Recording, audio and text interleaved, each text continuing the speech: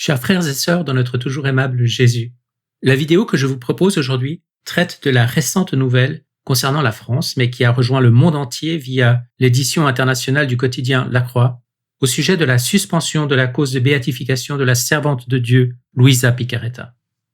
Alors un petit avertissement préalable. Les propos, le ton et les jugements exprimés dans cette vidéo n'engagent que leur auteur et ne reflètent pas forcément et en tout l'opinion et la manière de voir de cette chaîne Amen Fiat ou de beaucoup de frères et sœurs qui lisent avec fruit les écrits de Luisa Picarreta. Et pour ma part, j'aimerais insister d'emblée sur le fait que nous devons toujours, en toutes circonstances, nous inspirer de la manière exemplaire avec laquelle Luisa s'est comportée face à toute autorité ecclésiastique de son temps, même et surtout pendant sa dure épreuve où elle a été violemment et injustement persécutée par certains cercles de pouvoir au sein de l'Église. Elle a toujours obéi aux représentants légitimes de l'autorité ecclésiastique, elle s'est toujours humblement soumise, manifestant un complet détachement de tout intérêt personnel, de tout ego, de tout amour-propre ou orgueil, sans proférer jamais aucune critique, rebuffade ou jugement, et en s'abandonnant entièrement entre les mains de Dieu. Et c'est le comportement que nous devons également adopter si nous voulons effectivement grandir à l'école de la divine volonté. Ceci dit, et ceci bien compris, cette intervention de Daniel O'Connor mérite d'être entendue, en particulier quand il cite de magnifiques extraits du Livre du ciel en contrepoint des reproches formulés dans le document du Vatican, ou quand il met à jour les failles de l'article publié. Et enfin aussi parce que cette réaction vigoureuse d'un théologien américain manifeste les conséquences non anodines d'une divulgation intempestive, d'abord sous le manteau puis officiellement assumée, d'une lettre confidentielle de la curie romaine qui sème aujourd'hui le trouble et la confusion et qui, et c'est peut-être le motif de la volonté permissive de Dieu ayant permis cela, de mettre à jour l'incroyable incompréhension ou ignorance du contenu réel des écrits de Luisa de la part de ceux qui sont censés en juger au Vatican. En conclusion, c'est avec reconnaissance que nous pouvons reprendre ici le dernier paragraphe de la lettre de Monseigneur Bertrand à l'origine de cette nouvelle et qui dit ceci, je cite. « Il est nécessaire que la spiritualité de la servante de Dieu, Luisa Picarreta, soit présentée, il faut donc la présenter, en soi c'est déjà une excellente nouvelle, dans la perspective du mystère de la gloire et de l'amour miséricordieux, afin d'éviter les interprétations hétérodoxes et trompeuses du message chrétien. Ô combien cela est bienvenu, Monseigneur Bertrand, et pertinent, car les écrits de Luisa forment comme un grand et splendide vitrail sur le thème de la gloire de Dieu, justement, et de l'amour miséricordieux du Seigneur.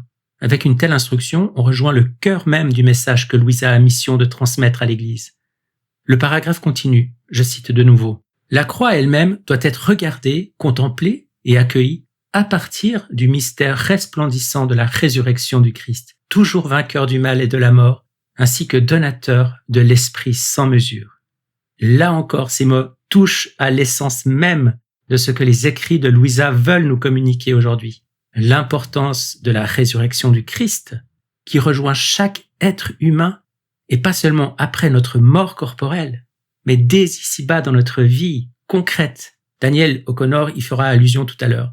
Et bien sûr du don de l'Esprit sans mesure.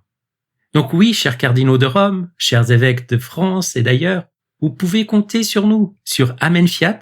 Nous allons continuer de prendre à cœur cette tâche de présenter la spiritualité de la servante de Dieu Luisa Picarreta dans une juste perspective, en combattant plus que jamais toutes les déformations, toutes les désinformations, toutes les incompréhensions, les calomnies, sottises répandues sur le compte de cette merveilleuse révélation privée et en présentant celle-ci de manière positive, comme ce qu'elle est, une révélation sur la grandeur de la vocation de l'homme, sur la grandeur du plan de Dieu à travers la création, la rédemption et la sanctification, sur le grand don que le Seigneur veut faire aujourd'hui à l'Église, sa divine volonté réunie à la volonté de l'homme comme à l'origine, sur l'avènement de son règne de paix et d'amour et sur l'accomplissement de la prière du Notre Père quand sa volonté sera parfaitement faite sur la terre comme elle l'est au ciel.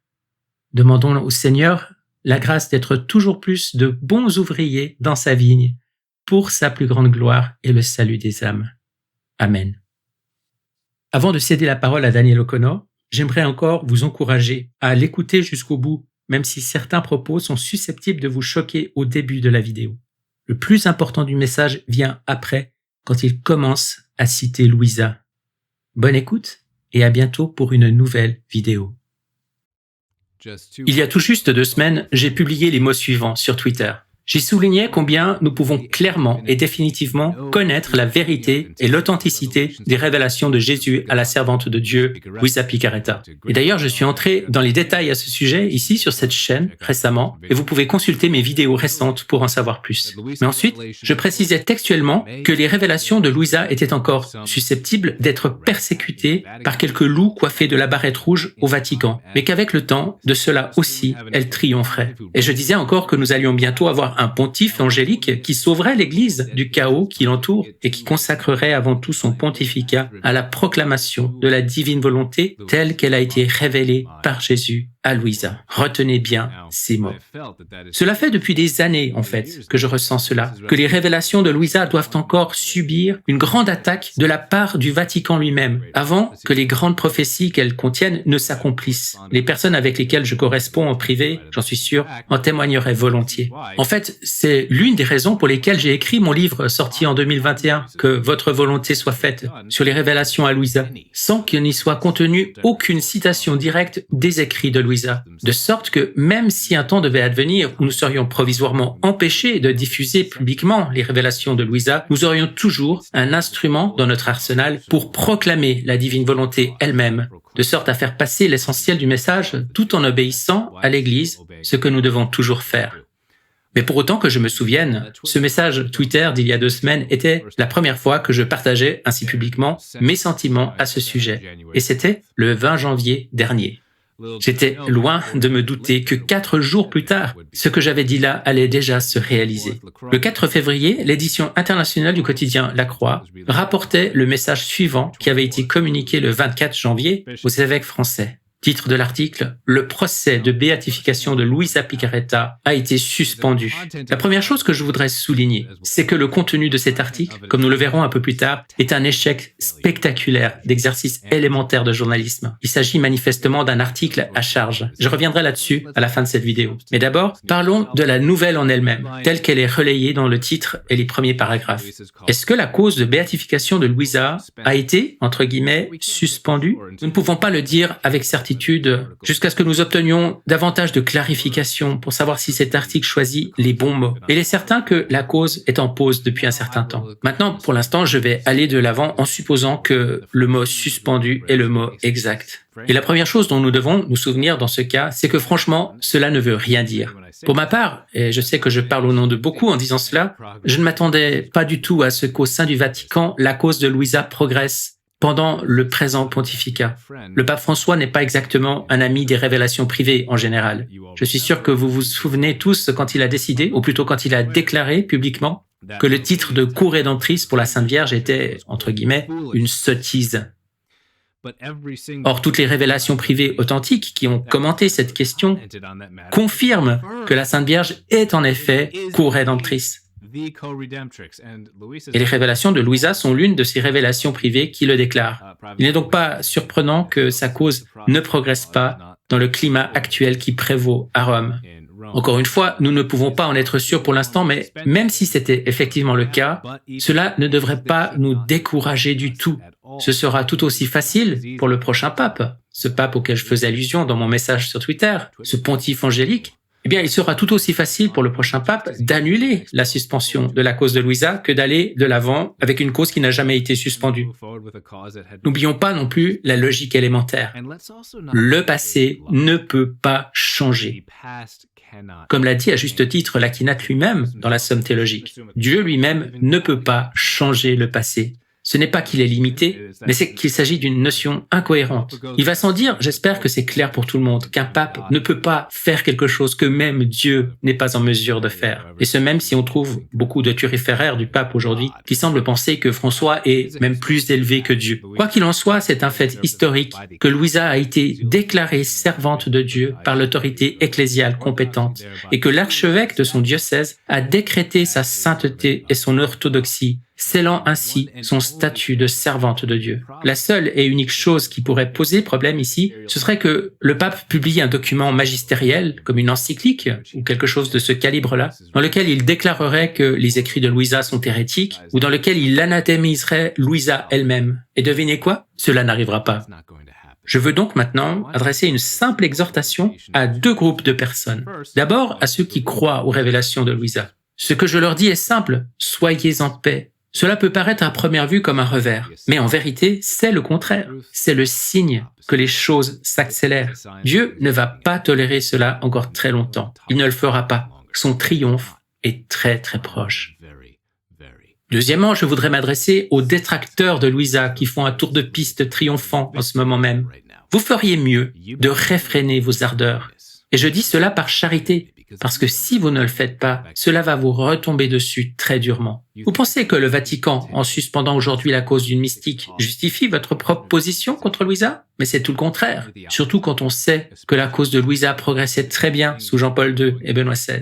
Allez-vous donc aussi changer subitement de discours sur tout le reste? Vous qui critiquiez à juste titre comme étant diabolique et absurde certaines choses venues récemment du Vatican, allez-vous maintenant nous dire que puisque ça provient du Vatican, il faut l'adopter? Et donc que l'idolâtrie de la Pachamama était merveilleuse? Ou que les bénédictions pour les couples homosexuels sont merveilleuses? Qu'une communion pour les adultères impénitents est merveilleuse? Ou que les liturgies protestantes qui se déroulent de manière sacrilège dans les églises catholiques de Rome sont merveilleuses? J'espère que non. J'espère que vous n'êtes pas à double face comme ça. Vous ne réalisez pas que pendant des années, vous avez été préparés par la volonté permissive de Dieu. Et je dis bien la volonté permissive, pas la volonté parfaite de Dieu. Il ne veut pas directement ces choses, mais il les permet et pour une bonne raison.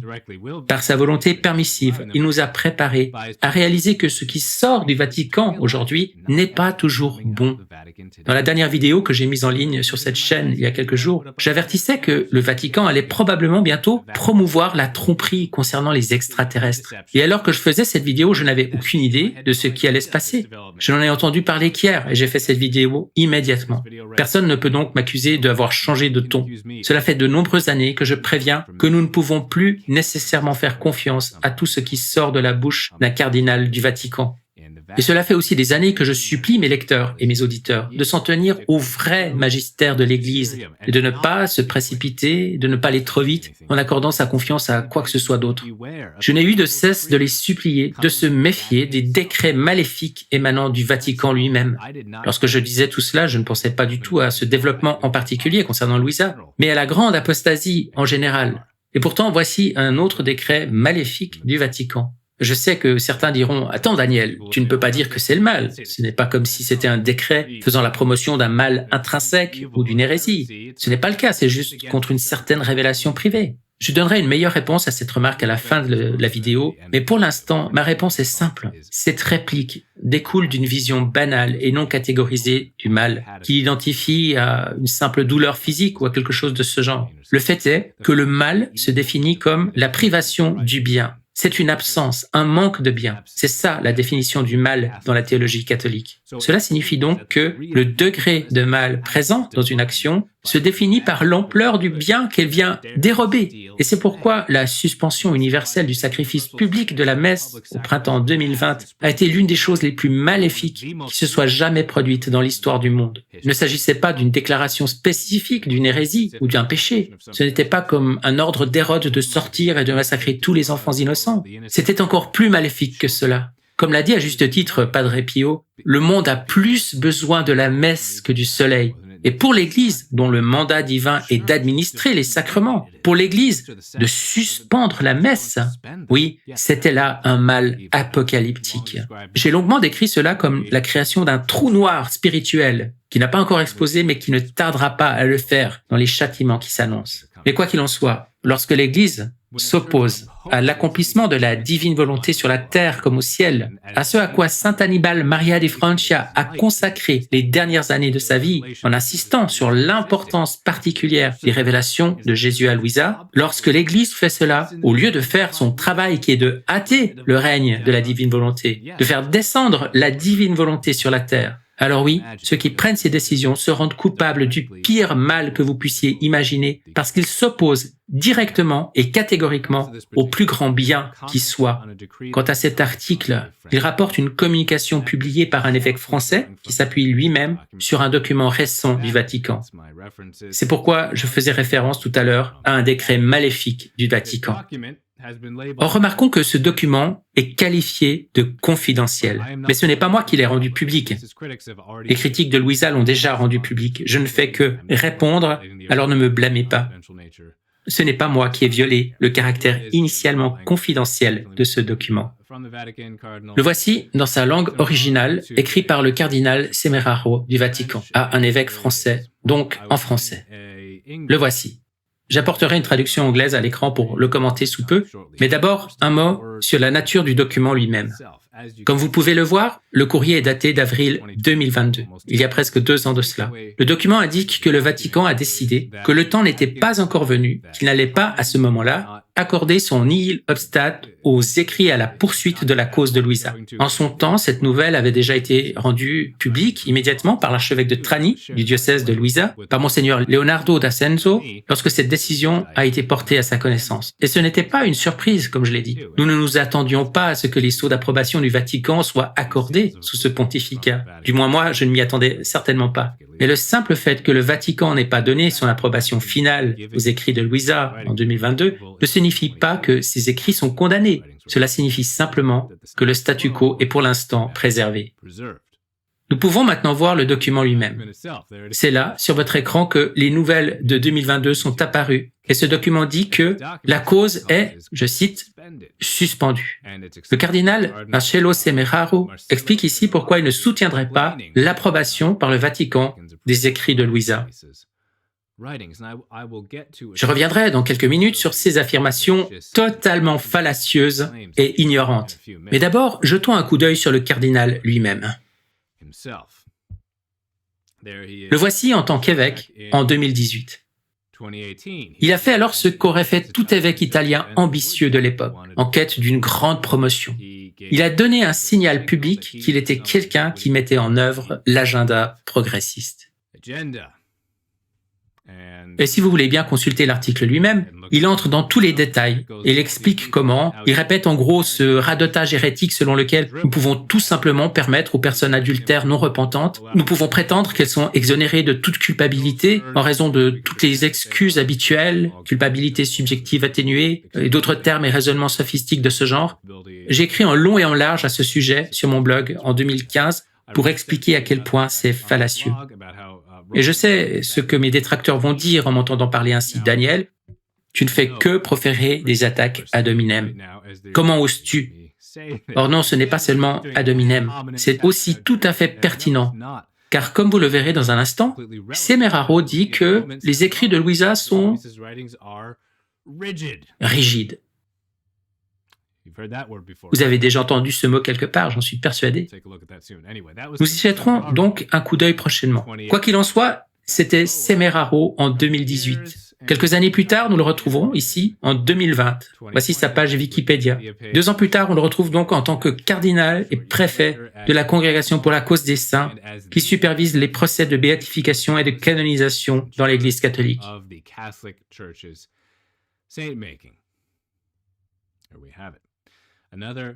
Et 2 ans plus tard, il s'en prend à la servante de Dieu, Luisa Picaretta. Avant d'en venir aux attaques complètement délirantes du cardinal Semeraro contre les écrits de Louisa, car c'est bien de cela qu'il s'agit, d'attaques délirantes, et je ne dis pas cela à la légère, vous verrez que c'est le cas lorsque je m'y attarderai. Jetons encore un coup d'œil sur l'un des prédécesseurs de Semeraro, dont j'ai déjà eu l'occasion de parler, à savoir le préfet de la Congrégation pour la cause des saints sous les pontificats de Benoît XVI et de Saint Jean-Paul II, le cardinal José Saraiva Martins. Comme vous le savez, si vous avez vu ma dernière vidéo sur cette chaîne à propos de Louisa, le cardinal Martins, un très saint homme et un ecclésiastique d'esprit tout à fait orthodoxe, a fortement soutenu Louisa, non seulement en général, mais aussi dans une préface qu'il a écrite pour la biographie officielle de Louisa, publiée par le Vatican. Il s'agit donc du cardinal qui était en charge de la cause des saints lorsque le Vatican a accepté la cause de Louisa pour la première fois en 2005. Il est toujours en vie. mais il est très âgé. Nous n'entendrons donc probablement plus beaucoup parler de lui. Mais pas plus tard qu'en 2017, il plaidait encore vigoureusement pour que le message de Fatima soit accueilli et obéi. Et disait même que c'était une obligation pour l'Église. Oui, une obligation. Car certes, ça n'appartient pas au dépôt de la foi, ça ne vient pas comme s'ajouter à la révélation publique, mais cela ne signifie pas que cela ne puisse pas être une obligation pour d'autres raisons. Parce que nous devons écouter le ciel. Oui, nous y sommes obligés, c'est une obligation générale. Nous devons écouter ce que le ciel nous dit. Voici donc d'un côté un cardinal totalement orthodoxe qui réalise l'importance d'une révélation privée authentique, et de l'autre, un cardinal moderniste qui veut instaurer un programme progressiste et qui pense que les écrits de Louisa sont trop, je cite, rigides. Quel est le cardinal auquel vous allez accorder votre confiance ? Et ne me reprochez pas de poser cette question. C'est la Sainte Vierge, dans une apparition approuvée par l'Église à Akita, au Japon, qui nous a prévenu que nous verrions bientôt des cardinaux s'opposer à d'autres cardinaux.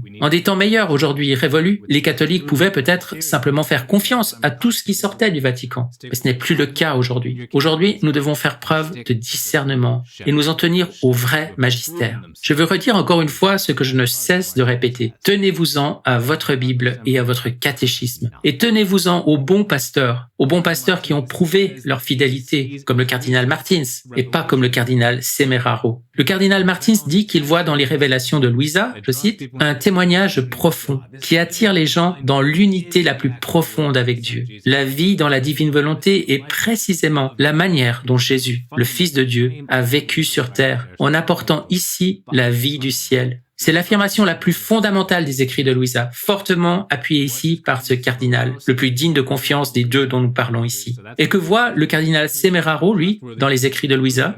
Ici donc ce que le bon cardinal, digne de confiance et éprouvé, voit dans les écrits de Louisa. Et voyons maintenant ce que Semeraro voit dans les écrits de Louisa. Abordons d'abord chacune des affirmations qu'il présente. Semeraro proclame que la conception de la divine volonté présentée dans les écrits de Louisa est trop rigide, mécanique et obsessionnelle, semblant ne laisser aucune place à l'homme pour exercer son libre arbitre. Il se trouve que j'ai répondu à ces affirmations dans ma dernière vidéo sur cette chaîne à propos de Louisa sans même le vouloir et sans même savoir que cette nouvelle allait sortir. Si Semeraro veut porter une telle accusation contre Louisa, il doit alors la porter également contre Sainte Faustine, Sainte Thérèse de l'Enfant Jésus, les bienheureuses Conchita et Dina Bélanger et tant d'autres mystiques qui ont été canonisés et qui disent exactement ce que Jésus dit à Louisa. Mais voyons cependant ce que Jésus a réellement dit à Louisa au sujet de notre libre arbitre. Des choses dont Semeraro ne sait manifestement rien.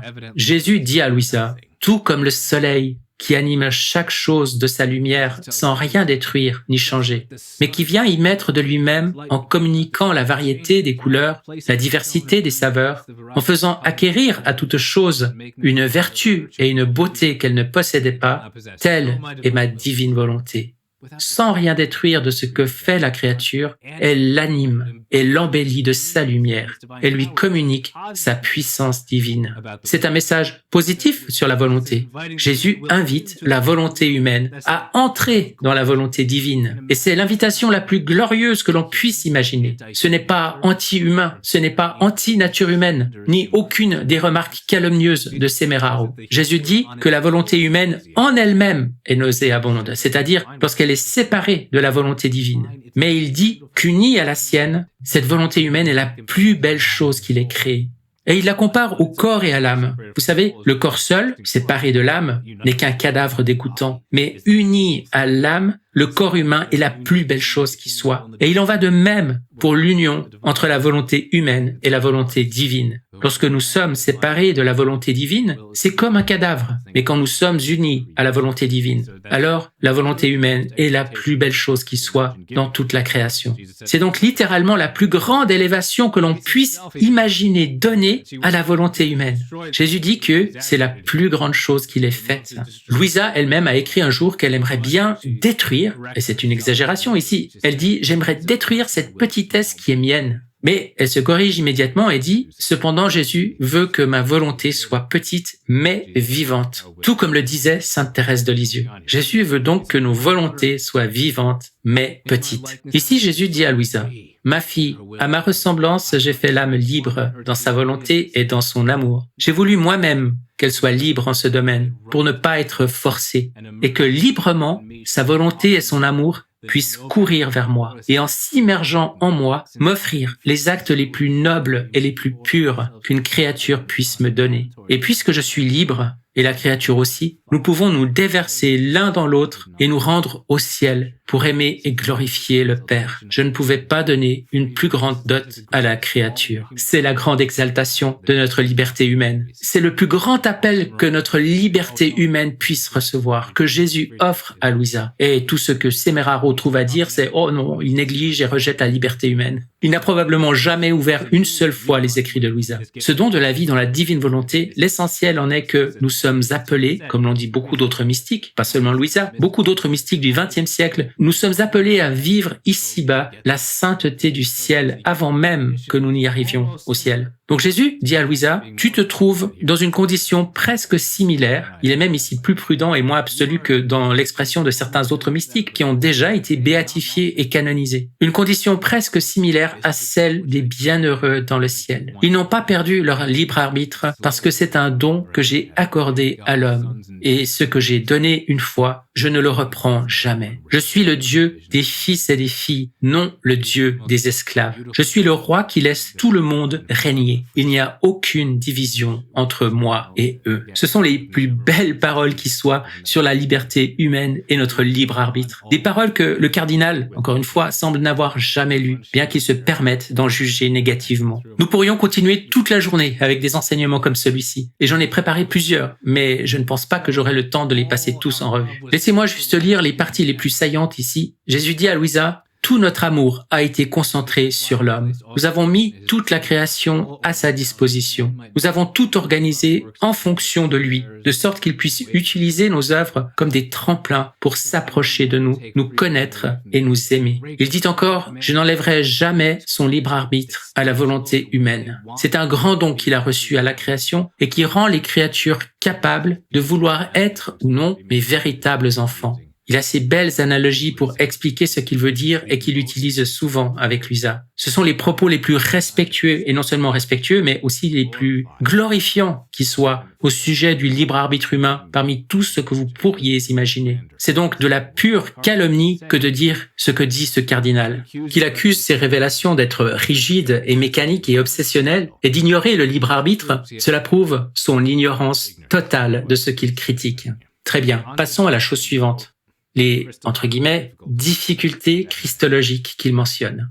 Semeraro soutient que la doctrine de la réparation et la spiritualité victimale développée par Louisa, je cite, n'intègre pas le primat de l'amour miséricordieux, immérité et inconditionnel de Dieu et risque d'annuler ou du moins de relativiser l'offrande libre et gratuite du Rédempteur. Cette seconde critique est tout aussi absurde que la première. Et il est facile d'en voir la source. L'idée qu'il puisse y avoir des âmes victimes est un fait absolument établi dans la sainte tradition catholique. Mais elle n'est pas du tout à la mode à l'époque théologique, rationaliste, moderniste et anti-mystique que nous vivons actuellement. Les théologiens modernes ont tendance à ne pas la comprendre du tout, parce qu'ils ne sont pas formés à la théologie mystique et au mysticisme. Ils sont formés au rationalisme ou au modernisme, ou à une combinaison de ces deux choses. Ce que Louisa a souffert en tant qu'âme victime est fondé sur la même spiritualité que celle d'innombrables âmes victimes canonisées tout au long de l'histoire de l'Église. Ainsi, comme dans la première critique, Semeraro ne se contente pas d'attaquer Louisa, mais il attaque la sainte tradition catholique, ce qui est un thème assez courant ces derniers temps au Vatican. Pour être plus spécifique, il n'y a absolument aucun risque que les écrits de Louisa portent atteinte à la miséricorde et à l'amour inconditionnel de Dieu. Je n'ai jamais vu d'autres écrits exprimant précisément ces vérités-là sur Dieu, sur Jésus, sur le Père et le Saint-Esprit, de manière aussi puissante, aussi belle et répétée que les révélations de Jésus à Louisa. J'essaie de ne pas faire durer cette vidéo 20 heures. C'est ce qui va se passer si j'essayais même seulement d'en effleurer la surface. Mais examinons très rapidement quelques passages pris quasiment au hasard. Ah, j'ai ici encore une citation, et même encore beaucoup d'autres, sur la glorification de la volonté humaine, de la nature humaine et du libre arbitre. Et nous devons passer au point suivant. Alors, au sujet de l'amour miséricordieux de Jésus, Jésus dit à Louisa, « Je suis peiné quand les créatures pensent que je suis sévère et que je désire exercer la justice plus que la miséricorde. Ils s'attendent à être punis par moi pour la moindre faute. Oh, comme cela m'attriste, puisque cela les porte à se tenir loin de moi. Et ceux qui se tiennent à distance de moi ne peuvent recevoir toute l'infusion de mon amour. Ce sont plutôt eux qui ne m'aiment pas. Ils me croient sévère et presque effrayant. S'ils jetaient seulement un regard sur ma vie, ils verraient que je n'ai exercé qu'un seul acte de justice. Pour défendre la maison de mon père, j'ai pris des cordes et j'ai expulsé ceux qui profanaient le temple. Tout le reste dans ma vie n'a été que miséricorde. Ma conception a été miséricorde. Ma naissance a été miséricorde. Mes paroles, mes actes, mes pas, le sang que j'ai versé, mes souffrances ont été miséricorde. Tout en moi n'est qu'amour miséricordieux. Et pourtant, beaucoup me craignent, alors qu'ils devraient se craindre eux-mêmes beaucoup plus que moi. Et Jésus dit à Louisa, « Tu dois savoir que dès qu'un bébé est conçu, ma conception se place autour de la conception du bébé pour le former et le défendre. Et lorsqu'il naît, ma naissance se place autour du nouveau-né pour l'entourer et lui donner les secours de ma naissance, de mes larmes, de mes gémissements, et même mon souffle l'entoure pour le réchauffer. Le nouveau-né ne m'aime pas sinon inconsciemment, et je l'aime déjà follement. J'aime son innocence, mon image en lui, j'aime ce qu'il doit être. Mes pas tournent autour de ses premiers pas vacillants pour les affermir. Et il continue à tourner jusqu'au dernier pas de sa vie, de sorte à garder ses pas en sécurité dans la ronde de mes pas. En somme, mes œuvres tournent autour de ses œuvres, mes paroles autour des siennes, mes souffrances autour de ses souffrances. Et lorsqu'il est sur le point de rendre son dernier souffle de vie, mon agonie tourne autour de lui pour le soutenir. Et ma mort, avec sa puissance inexpugnable,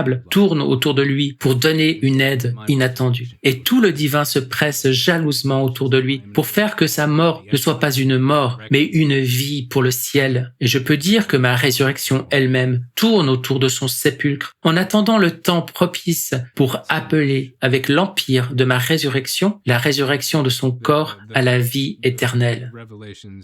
Les révélations de Louisa sont imbibées et débordent de miséricorde, d'amour inconditionnel. Ne pas s'en rendre compte, c'est la preuve qu'on n'a jamais vraiment lu les révélations de Louisa, ou alors qu'on les a lues, mais avec une sorte d'œillère démoniaque sur les yeux. C'est soit l'un ou l'autre, il n'y a pas d'autre possibilité. Et je veux dire, vous n'avez qu'à ouvrir ces révélations au hasard pour le constater. Vous n'avez pas besoin de les étudier pendant des heures, et encore moins pendant des années. Vous pouvez les ouvrir au hasard, et c'est ce qui vous arrivera. Donc, c'est douloureux pour moi de m'arrêter là parce que j'aimerais continuer pendant des heures à vous lire des passages qui contredisent de façon répétée et catégorique cette critique de Semeraro contre les écrits de Louisa sur l'amour miséricordieux immérité de Dieu et la gratitude de sa rédemption. Tout ce qui est attesté de façon si répétée dans ces écrits. Et vous pleureriez de consolation si vous saisissiez ne serait-ce que superficiellement ce que vous lisez. Mais je dois avancer, de sorte à ce que cette vidéo ne dure pas une centaine d'heures. La chose suivante que Semeraro dit, c'est que les écrits de Louisa sont marqués par un profond pessimisme sur la nature humaine, avec peu ou pas de référence à la résurrection du Christ, à l'espérance chrétienne, à la grâce sanctifiante, à la bonté de la création et à la communion ecclésiale. Toutes ces choses qui sont énumérées ici sont en fait omniprésentes dans les révélations de Louisa. Et lui dit qu'il n'y en a que peu ou pas du tout dans ses révélations. C'est probablement la calomnie la plus évidente qu'un préfet du Vatican n'ait jamais dispensée à l'encontre d'une mystique dont la cause est ouverte. Je le dis avec un bon degré de confiance. Je ne peux pas l'affirmer avec certitude parce que je ne connais pas tout de chaque mystique et de chaque préfet, mais nous pouvons tout de même le supposer avec un certain degré de confiance. Il faut regarder ici attentivement ce qu'il dit par rapport à ce que nous avons effectivement dans les écrits de Louisa. Ouvrons-les à nouveau et voyons ce qu'il en est. Regardons la résurrection dans les écrits de Louisa. Et il y a des dizaines et des dizaines de passages et de longs passages qui exaltent la résurrection dans les écrits de Louisa. J'en ai choisi ici quelques-uns seulement pour des raisons de temps. Jésus dit à Louisa le 31 mai 1936 « Oh, comme ma résurrection symbolise de manière frappante le royaume de ma volonté. Mon humanité blessée, déformée, méconnaissable est ressuscitée en pleine santé avec une beauté enchanteresse, glorieuse et triomphante. Elle préparait le triomphe, la gloire de ma volonté, appelant en elle toutes les créatures et demandant que chacune puisse ressusciter dans mon vouloir pour passer de l'état de cadavre à la vie, de la laideur à la beauté, du malheur au bonheur. Mon humanité ressuscitée assure le royaume de ma volonté sur la terre. » Et Semeraro dit juste après que c'est un message qui manque d'espérance. C'est le message le plus porteur d'espérance qu'on puisse imaginer. Quoi qu'il en soit, Louisa écrit un autre jour « Après quoi je continuais ma ronde dans tout ce que notre Seigneur a fait sur la terre et je m'arrêtais à l'acte de la résurrection. » Les rondes dont elle parle ici, c'est de faire en esprit de constantes tournées dans les choses créées pour en glorifier le Seigneur au nom de tous. Donc Louisa poursuit « Quel triomphe, quelle gloire! Le ciel tout entier est venu sur terre pour être spectateur d'une si grande gloire. » Et mon bien-aimé Jésus ajouta « Ma fille, dans ma résurrection, le droit pour toutes les créatures de renaître en moi à une vie nouvelle a été établi. Ma résurrection fut la confirmation, le sceau de toute ma vie, de mes œuvres, de mes paroles. Si je suis venu sur terre, c'était pour donner à tous et à chacun ma résurrection, pour qu'elle soit la leur, pour leur donner ma vie et les faire ressusciter dans ma propre résurrection. » Jésus dit à Louisa que c'est pour cela qu'il est venu sur la terre, pour donner à tous sa résurrection comme leur possession. Et c'est Semeraro de dire que la résurrection est totalement absente des écrits de Louisa. Dans un autre passage, Jésus dit à Louisa « L'apogée de la rédemption fut ma résurrection. Plus qu'un soleil resplendissant, ma résurrection couronna mon humanité, faisant briller toutes mes actions, même les plus petites. Elle fut une merveille d'une telle splendeur qu'elle stupéfia le ciel et la terre. La résurrection est le fondement et l'achèvement de tous les biens. Elle sera la couronne et la gloire de tous les saints. Ma résurrection est le vrai soleil qui glorifia mon humanité. Elle est le soleil de la religion catholique, la gloire de tous les chrétiens. Sans elle, la religion aurait été comme le ciel sans soleil, sans chaleur et sans vie. Accuser les écrits de Louisa d'avoir, entre guillemets, peu ou pas d'éléments sur la résurrection et toutes ces autres choses, je veux dire, c'est comme accuser la somme théologique d'avoir peu ou pas de distinction théologique, ou Saint François d'Assise de n'avoir pas ou peu connu la pauvreté dans sa vie. Quant à la bonté de la création, qui est une autre chose que Semeraro dit absente des révélations de Louisa, je ne sais même pas par où commencer. Je veux dire, je suis totalement sidéré qu'il puisse accuser les révélations de Louisa de n'avoir que peu ou pas de contenu sur ce point, parce que la bonté de la création et notre appel correspondant à faire des rondes dans la création, c'est l'un des thèmes prédominants tout au long de ces dizaines de milliers de pages d'écrits. Jésus dit à Louisa que chaque chose créée est une effusion d'amour pour l'homme, que chaque chose créée est comme un voile pour sa divine volonté, que chaque chose créée, chaque particule de lumière solaire, chaque plante, chaque montagne, le vent, la mer, tout ce qu'il a fait, porte mystérieusement en soi cet appel à nous adresser d'aimer Dieu et de le glorifier au nom de toutes ces choses qu'il dit n'avoir pas de raison. C'est donc tout à fait anti-paganisme, anti-New Age, mais les révélations sont stupéfiantes. Vous n'aurez plus jamais le même regard sur la création après avoir lu Louisa. Si vous ouvrez les écrits de Louisa, si vous les lisez, ils vont vous ouvrir, vous, à un tout nouveau rapport mystique au monde. Et le plus drôle, c'est que je n'ai jamais entendu cette critique des écrits de Louisa auparavant, alors que j'ai entendu pratiquement toutes les attaques possibles contre Louisa. Je veux dire, c'est presque comme si ce document de Semeraro, s'il avait été daté d'un an plus tard qu'il ne l'est, on aurait presque pu penser qu'il est allé sur ChatGPT en demandant de rédiger un document d'une page d'attaque contre la mystique catholique, parce que ce qu'il a écrit n'a absolument rien à voir avec les écrits de Louisa. De telles critiques fallacieuses n'ont même jamais été formulées par les détracteurs les plus calomnieux de Louisa jusqu'à présent. Et en fait, j'entends plutôt la critique inverse tout le temps. Disons pas tout le temps, mais parfois, certains de ces détracteurs aiment à prétendre que ces écrits exaltent trop la création de Dieu, en quoi ils se trompent, évidemment. Mais il est tout simplement hallucinant que ce cardinal accuse maintenant Louisa du contraire. Il en va de même pour l'espérance, qui selon lui est absent de ces révélations. Ce sont les révélations privées les plus pleines d'espérance qui aient jamais été données dans toute l'histoire de l'Église. Et c'est encore une autre chose que les détracteurs de Louisa attaquent à propos de ces écrits. Ils disent qu'ils sont trop pleins d'espérance, qu'ils sont trop optimistes à propos de notre propre appel à la sainteté, de la confiance que nous pouvons avoir en notre salut, de la confiance que nous pouvons avoir même pour l'avenir temporel de ce monde, bien sûr, avec la venue du royaume de la divine volonté. Donc, dans ce cas également, nous avons ce cardinal qui dit le contraire de ce que tous les détracteurs passés de Louisa ont toujours dit. C'est vraiment de la folie. Quant à à l'accusation qu'il n'y aurait pas ou peu de contenu à propos de la communion ecclésiale dans les écrits de Louisa. Elle est tout aussi calomnieuse, je veux dire. Il suffit de regarder la vie de Louisa. Elle a vécu toute sa vie de 82 ans dans l'obéissance parfaite et continue à l'Église. C'est une vertu qu'elle a toujours exhorté les autres à cultiver et que les révélations à elle de Jésus répètent constamment.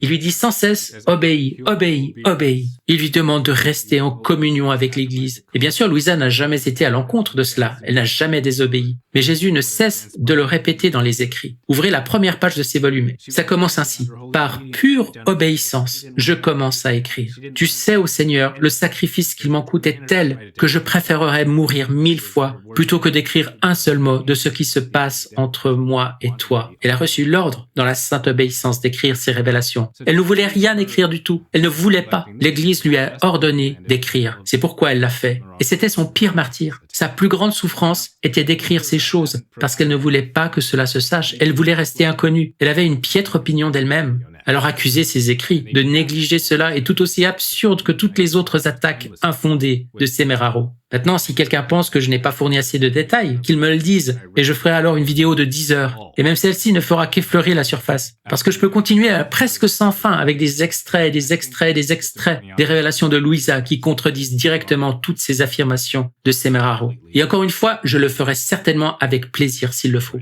Mais je pense qu'à peu près toute personne honnête se rendra compte que Semeraro est totalement ignorant de ses écrits. Ou du moins, c'est une des possibilités. La première possibilité est que, parce qu'il n'y en a que deux, c'est qu'il ignore complètement et totalement les écrits de Louisa. La seconde possibilité, c'est qu'il connaît les écrits de Louisa et il les déforme délibérément, radicalement, diffamatoirement et même diaboliquement. Par charité, je vais donc supposer qu'il s'agit de la première explication. Et c'est probablement la raison pour laquelle il a marqué le document comme étant confidentiel à l'époque, en 2022. Permettez-moi de l'afficher encore une fois à l'écran. C'est une reproduction directe de la lettre et on voit qu'il s'agit d'un document confidentiel. C'est indiqué là, en haut de la page. C'est probablement parce qu'il était conscient que si cela se savait, et encore une fois, je ne suis pas en train de révéler cette affaire, cela a été rendu public et c'est la seule raison pour laquelle j'en fais ici le commentaire. Il savait probablement très bien que si cette information était communiquée à qui que ce soit ayant lu un tant soit peu les écrits de Louisa, cette personne se rendrait compte à quel point ces allégations sont frauduleuses et qu'il s'agit simplement d'une œuvre de dénigrement orchestré par un lieu en sous-sol très sombre et très chaud. Car c'est exactement ce que c'est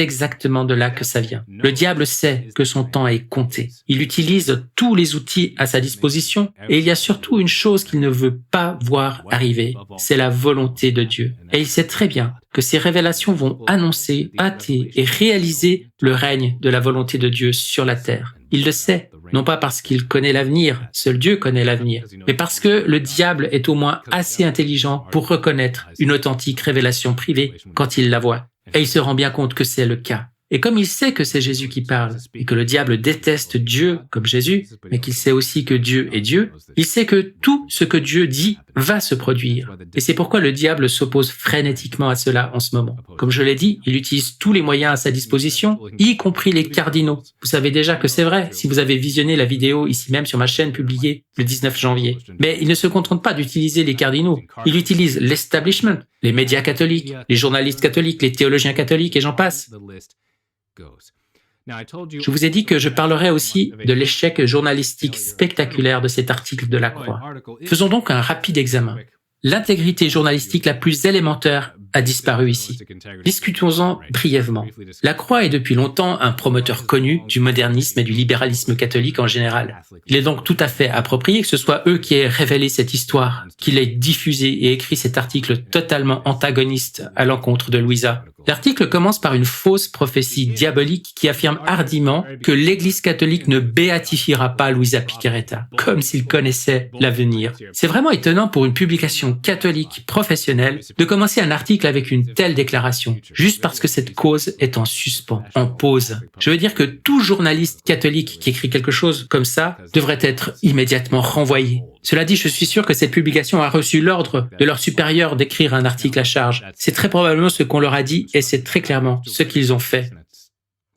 Mais laissez-moi vous en assurer, la Croix. L'Église catholique béatifiera Louisa. Retenez bien ce que je vous dis. Immédiatement après, l'article poursuit en partageant ici même une erreur flagrante qu'ils auraient pu facilement éviter en effectuant une simple recherche rapide sur Google. La cause de Louisa, oui, comme ils le disent ici, a été initiée en 1994, mais ce n'est pas l'archevêque Picchieri qui en est à l'origine. Il est devenu évêque qu'en 1999. La cause a été lancée par son prédécesseur, l'archevêque Carmelo Cassati. Et il va sans dire que ces deux évêques l'ont fortement soutenu. Je suppose que cela ne convenait pas à leur antagonisme. Examinons maintenant les termes utilisés dans l'article.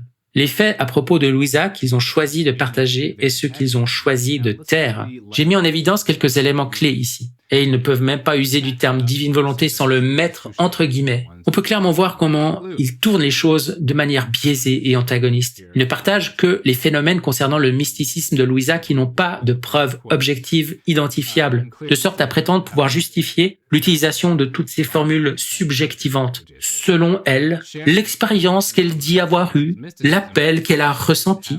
Pourquoi ne pas parler plutôt du fait que Louisa a vécu des décennies en se nourrissant uniquement de la seule Eucharistie? Et certes, elle a été forcée par l'obéissance à manger une fois par jour pendant un certain temps, nourriture qu'elle régurgitait toujours, comme cela a été rigoureusement documenté par de nombreux médecins, comme on peut le lire dans la biographie officielle de Louisa publiée par le Vatican. Le fait que Louisa ait vécu pendant des décennies sans autre nourriture que l'Eucharistie est un fait établi. Mais vous savez, pourquoi se donner la peine de mentionner cela quand on peut simplement dire qu'elle se sentait appelée à vivre dans la divine volonté? Qu'en est-il du fait qu'elle était aussi rigide qu'un bloc de plomb tous les matins? Elle ne pouvait même pas être déplacée. Elle ne pouvait retrouver miraculeusement l'usage normal de son corps que lorsqu'un prêtre venait à son chevet pour lui donner une bénédiction. Et alors elle revenait à elle immédiatement. Qu'en est-il du fait que tous ces directeurs spirituels, mandatés spécifiquement par l'Église, elle en a eu plusieurs, et tous nommés par l'archevêque, et à qui elle obéissait toujours parfaitement, eh bien tous ont été convaincus de son authenticité. Qu'en est-il des prophéties que Jésus lui a données et qui se sont accomplies? Qu'en est-il des 19 nihil obstat qu'un saint canonisé a donné à ses écrits durant sa vie, tous ces écrits ayant bien sûr reçu en prime l'imprimature de l'archevêque? Qu'en est-il des vertus héroïques, parfaites et continues, dont elle a fait preuve tout au long de sa vie? Qu'en est-il de l'appui solide du Padre Pio, dont vous pouvez également trouver le témoignage avec des noms et des citations vérifiées dans la biographie du Vatican? Qu'en est-il du fait que son directeur spirituel n'a pas, je cite, demandé qu'elle écrive ses révélations, mais le lui en a donné l'ordre dans l'obéissance, comme nous l'avons signalé il y a quelques minutes. Et ensuite, cet article conclut en attribuant sa popularité à, je cite, Internet. C'est grâce à Internet qu'elle est populaire. C'est juste comique. Ce serait comique si ce n'était pas à ce point diabolique, devrais-je dire. Qu'en est-il en ces termes de popularité des ordres religieux approuvés qui sont dédiés aux révélations de Louisa, ou des écoles dédiées à Louisa? Qu'en est-il de la biographie officielle du Vatican? Est-ce aussi le fruit de l'Internet? Qu'en est-il du préfet émérite de la Congrégation pour la cause des saints qui la soutient fermement? Ou encore de ce torrent de pèlerinage qui se déverse dans sa ville natale de Corato? Qu'en est-il des guérisons miraculeuses par l'intercession du ciel et de l'avalanche de fruits étonnants dans le monde entier à l'heure actuelle? Non. Rien de tout cela ne vaut la peine d'être mentionné. C'est juste Internet. C'est pour cela qu'elle est populaire. C'est juste incroyable. Quoi qu'il en soit, voici maintenant la bonne nouvelle. Le diable devient négligent, très négligent. Toute personne dotée d'une once d'honnêteté et de bonne volonté peut voir ce qui se passe ici. Ce n'est pas difficile. Ce ne sont pas des préoccupations justifiées. Il s'agit d'une attaque pure et simple et dénuée de toute vérité. Dieu interviendra bientôt. Je vous promets qu'il interviendra bientôt et qu'il vaincra tout cela. La seule chose que je ne sais pas, c'est quand exactement et à quel point c'est proche de nous. Mais je sais qu'il interviendra et je sais que ce sera bientôt. Alors, tenez bon, gardez le cap. Obéissez à l'Église. Je ne demande à aucun catholique de désobéir à un décret direct de son évêque. Si un évêque dissout des groupes de la divine volonté dans son diocèse, ceux de son diocèse doivent obéir à tout ce qu'il arrêtera dans son décret. Mais continuez à vous plonger dans ces révélations, continuez à les proclamer autant que vous le pouvez dans les limites de l'obéissance. Qui encore, à moins que vous ne soyez en Corée en ce moment, et même alors ce n'est pas une prévention absolue ou quoi que ce soit, il n'y a encore rien qui vous empêche de simplement proclamer la divine volonté. Continuez à hâter la venue du royaume. Maintenant, à propos de continuer, oui, il se pourrait que nous devions modifier notre stratégie au fur et à mesure que le temps passe. Ce n'est pas grave. Nous pouvons encaisser les coups. Nous continuerons à nous battre. Nous continuerons à le faire. Jusqu'à ce que le royaume soit arrivé, nous ne nous reposerons pas.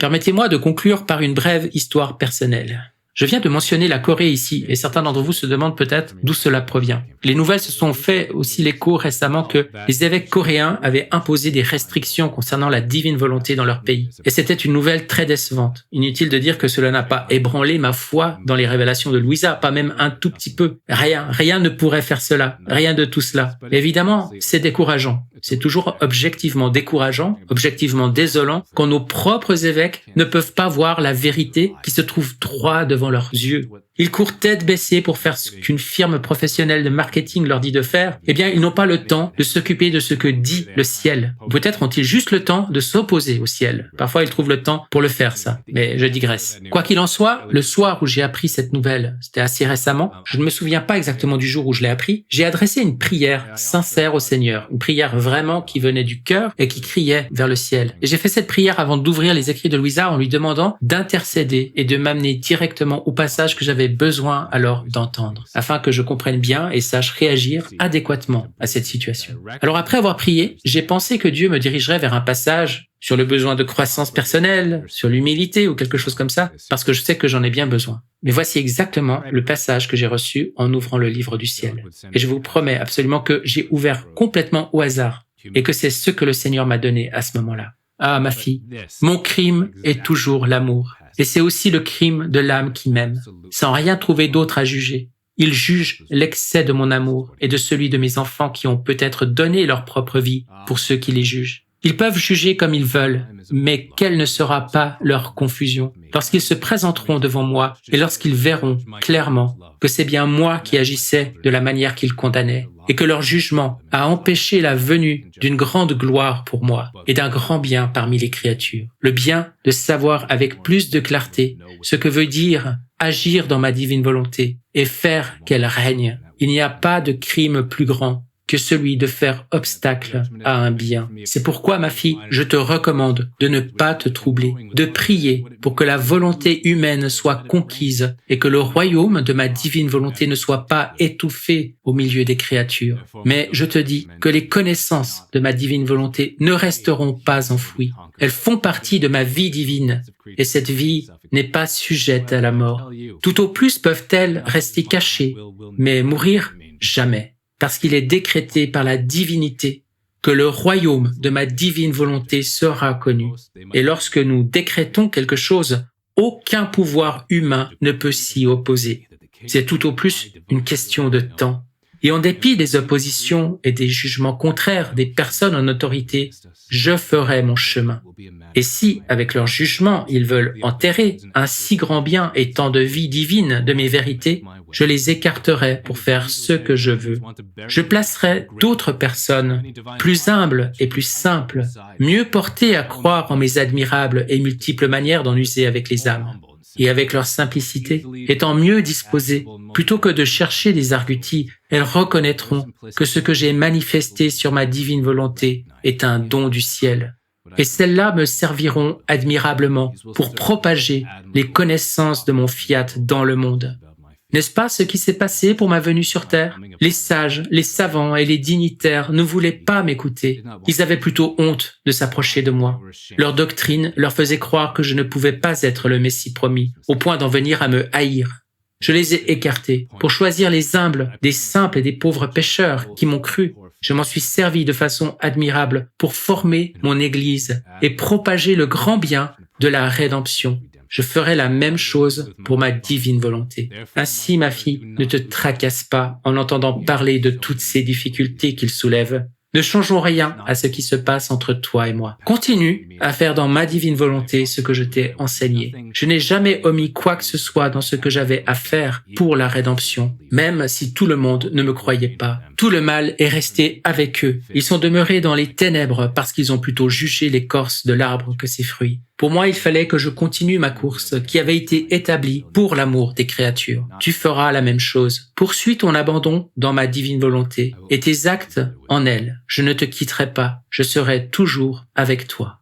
Des passages comme celui-ci ne sont pas courants, ils sont plutôt rares. Et les écrits de Louisa ne contiennent que quelques passages de ce genre sur les 10 000 pages de révélation. Et c'est vraiment extraordinaire que Dieu m'ait amené directement à ce passage quand je l'ai supplié de me conduire à ce que j'avais besoin d'entendre en réponse à ce chaos et à ces attaques qui s'élèvent en ce moment. Et soit dit en passant, il s'agissait d'un livre audio. Vous ne pouvez pas donc me dire, mais Daniel, tu savais plus ou moins où ça se trouvait le passage et tu as ouvert le livre consciemment ou non à cet endroit-là. Non, j'ai un livre audio des révélations de Louisa. C'est l'une des façons dont j'en fais la lecture. Il tourne continuellement dans l'un de mes appareils en fond sonore dans l'une de mes pièces et il le fait 24 heures sur 24, 7 jours sur 7, 365 jours par an. Et j'ai choisi un moment au hasard pour adresser cette prière à Dieu, puis j'ai pris l'écouteur et j'ai écouté ce qui venait. Et c'est ce passage que j'ai entendu immédiatement après l'avoir mis dans mes oreilles. C'était une réponse directe à la situation dans laquelle nous nous trouvons actuellement. Donc si vous avez besoin de plus de clarté, si vous avez besoin d'un rappel sur la façon dont il faut s'y prendre, comment répondre, comment comprendre et comment faire face à ce qui se passe en ce moment, car cela va probablement empirer, eh bien relisez ce passage autant de fois qu'il le faut pour vous l'approprier.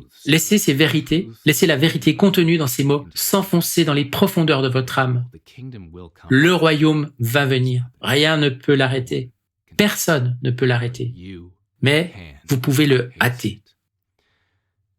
Jésus, j'ai confiance en toi, que ta volonté soit faite. Je te donne ma volonté. S'il te plaît, donne-moi la tienne en retour.